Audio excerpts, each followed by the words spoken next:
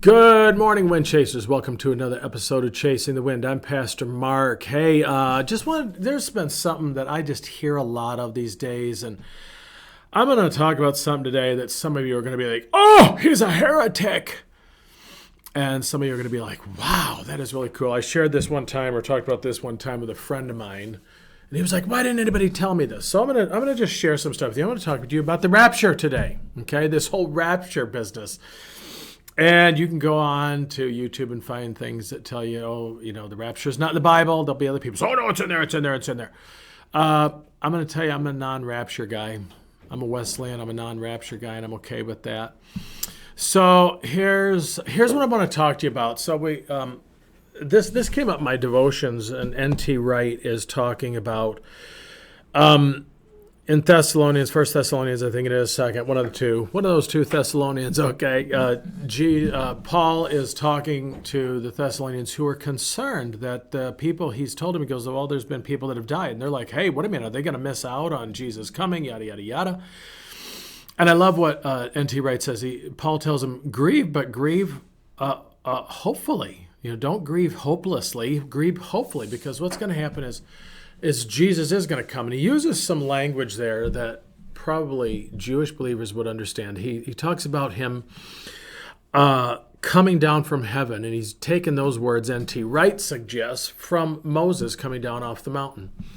But then he also refers to Daniel 7 when he talks about the cloud, that there'll be a trumpet, and that being caught up in the clouds, and a vindication of God's people for their suffering. And that's a great thing. Here's that's great. So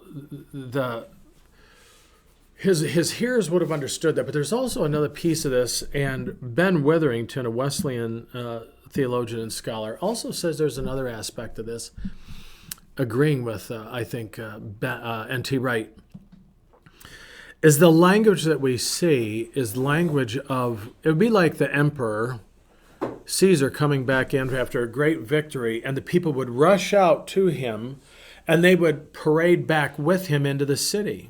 It was about welcoming him back into the city, into the kingdom, if you will. It wasn't about being taken away. And so this language, and we talk about, well, we got to be biblically accurate. I agree, and so I want to be biblically accurate here. The language that Paul's talking about here, and what he's trying to talk about here is he's saying, you know what? It's not to snatch people away. It's to heal the world and to transform his people. That's why Jesus is coming back. It's not to take us away an escape route from this whole thing going on. He comes and he's creating a new heaven and a new earth. When we look at Revelation, everybody goes, Revelation. Revelation is a wonderful book. I love Revelation. It's about a city coming down, not a city going up. It's a city coming down. Okay, and it's a new heaven, new earth, and that Jesus restores what's here. He created the world, and he said it's good. He didn't say, man, this thing, we've made it bad, but he says it's good. So he said, well, Mark, that's fine and good. That's fine. Okay, I can get that. But what about in Matthew, 24, when he talks about there'll be two in the field, one will be taken, one will be left. Okay, let's take that in context. Again, Ben Witherington, I'm referring to here, teaches this, and I believe it's correct. He says we have to look at it as it was in the days of Noah, so it will be in the days when the Lord comes. So how was it in the days of Noah? Well, they got taken away. Yes, who got taken away? The people that did not believe that God was going to do this, that didn't listen to Noah. Who got left behind? I'm going to go ahead and say the believers. The people who were faithful to God. Now, that'll mess up your theology a little bit. That's why I always say write your theology with a pencil with a very, very big eraser.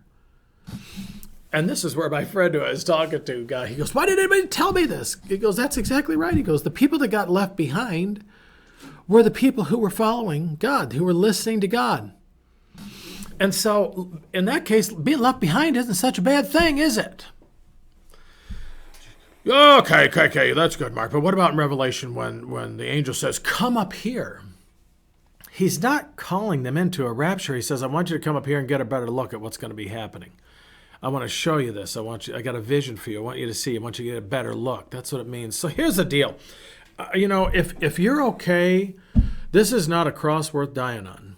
If you got to have your rapture theology and believe that you're going to get taken out of here, if that gives you some peace, well, God help you. But I'm going to tell you something. Here, I don't care what your theology is. If you don't have a theology that you need to have a right relationship with God and get right with God, and you need to start living a life that God would be pleased with and letting him transform you. Remember what I talked about here just a minute, what N.T. Wright talked about. He goes, that Jesus is coming to heal the world and transform his people. I don't care what your theology is on the end times. If you ain't right with Jesus, it really doesn't matter, does it? If you ain't right with Jesus, it doesn't matter whether you think that, well, the people that believe in Jesus are going to get taken off and get taken up to heaven. The ones that aren't, they're going to get left behind and get walloped. Okay? Well, it doesn't matter what you think about it if you are not in a right relationship with Jesus. See, this is what I love about the denomination that I'm a part of. One of the things I love about them is that we don't take a position on panmillennial or pre or post millennial. You know what I'm saying. We don't take a position on I love what John Maxwell used to say. He's Panmillennialist. Means when Jesus comes, he's going to pan it all out. I had this thought this morning about this.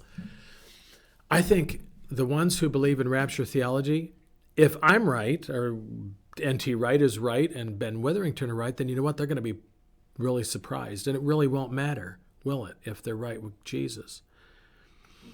If those who believe like Ben Witherington and N.T. Wright are wrong, then, and the rapture does come, if they're right with Jesus, it really doesn't matter, does it? It comes down to people. Where is your relationship with God? Philip Melanchthon, I think it was, said, in essentials, unity. In non-essentials, liberty. But in all things, charity. So if it helps you to believe in the rapture, God love you. I don't mind being left behind. As long as I know that Jesus is coming, and that we can't agree on. That is an essential. Jesus is coming back. Are we ready is the question. No matter what the end times look like, what's going on. You know, I saw something the other day on a YouTube video, and America's already under judgment. We might be.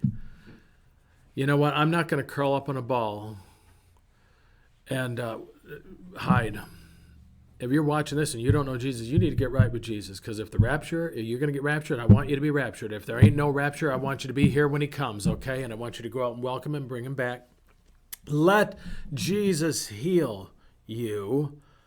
If there's anything, this pandemic has caused so many people to suffer mentally, psychologically, physically in some cases, obviously, but spiritually also. Jesus wants to heal that. So as you're all sitting there worrying about the end times, I'm not going to try and figure out. I think that's what Paul was also trying to say, N.T. Wright would tell us. He goes, you know what? Here's what we know is he's coming back. He's coming back. And you know what? We'll figure it out after it happens. So Wind Chasers, I'm going to leave it right there.